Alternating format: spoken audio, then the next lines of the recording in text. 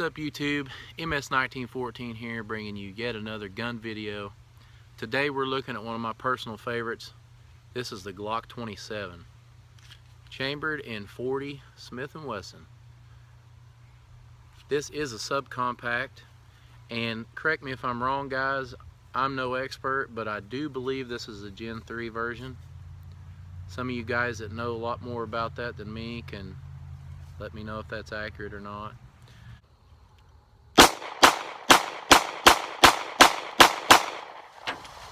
Let's talk a little bit about it. This gun, even though it comes with the 9-round mags, and you know, they flush mount right up in there, but it also will accept any of the standard 40 caliber magazines, Glocks, and you know, they're going to hang down a little bit depending on how many rounds they hold, but it will function and work fine. And that's another thing I wanted to talk about on this. I've seen a few conversion kits on the internet for these for 9mm, and that's something that I think is pretty cool. They say you can even use the standard 40 caliber magazine, although it's really not recommended, but you can buy for about 120 bucks depending on the brand.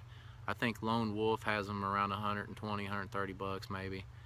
You can buy a barrel for this gun that will convert this to 9mm. And they do recommend, like I said, buying a 9mm mag. But what you could do in that case, you could take this to the range as a 9mm and shoot a lot cheaper ammunition and a lot less recoil. That is one thing about this gun, guys. With this 40 caliber, it is snappy.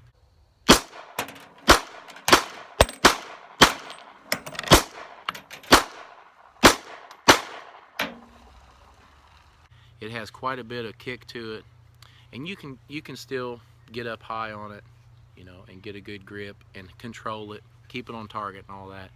But it's not something that you'd want to shoot 10,000 rounds a day, you know, through. It just wouldn't be that pleasant.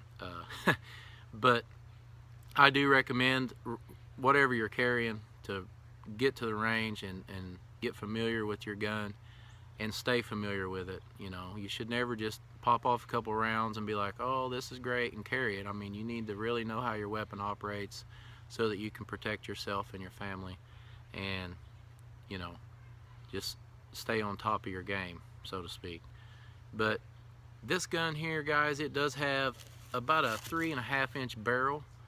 Has a real nice coating. I'm not sure the name of this coating on the slide here. Of course, it's high impact polymer gun. It's a plastic gun, but it's a little over an inch, about maybe an inch and a quarter wide, not quite.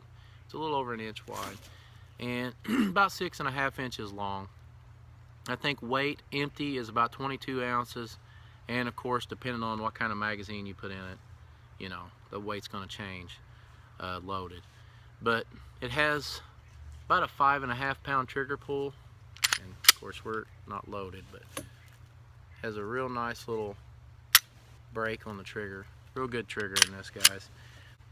This gun is used a lot for backup gun for law enforcement and concealed carry for personal protection, and with good reason. It seems to function great, and 40 caliber is a good round, and you know, you could carry this regardless of what you're doing that day, depending on how you're dressed or whatever. Summertime, wintertime, doesn't matter. You should be able to conceal this, if you choose to conceal, and carry, you know, no problems.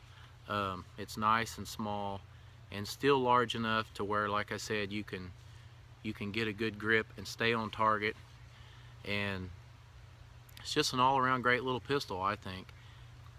This one is, like I said, I think it's the Gen 3, and I know the newer ones have come out, and I'm not sure what all's changed, but these versions actually already had the double, like, recoil spring.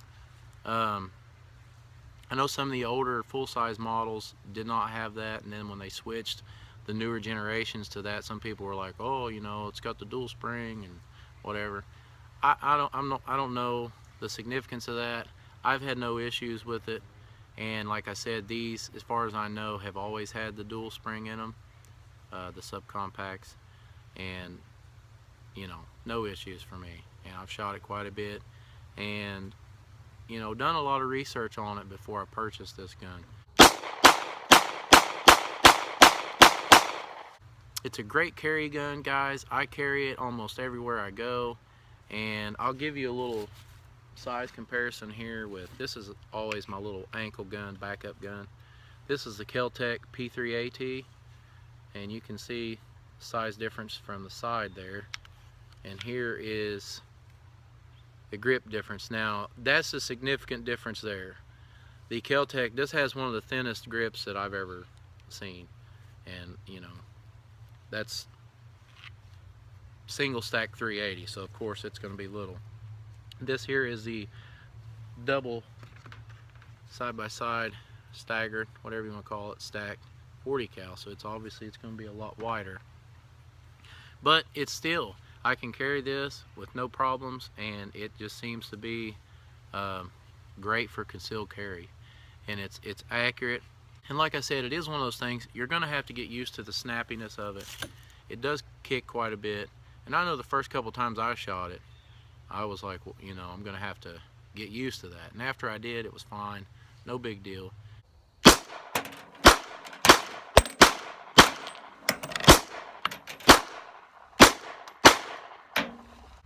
Guys, that's about all I have to say about that.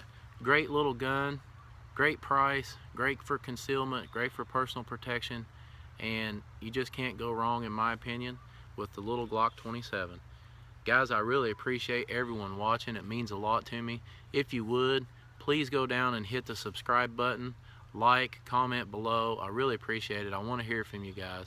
And everybody stay vigilant, and you know, keep your wits about you. I know we're having a kind of a strange time right now in America. We got a lot of stuff going on, and it's important for everybody to kind of keep an eye out, you know, looking around, make sure that, you know, be aware of your surroundings. And as always, God bless you, God bless America. I love you guys. Stay safe and stay armed.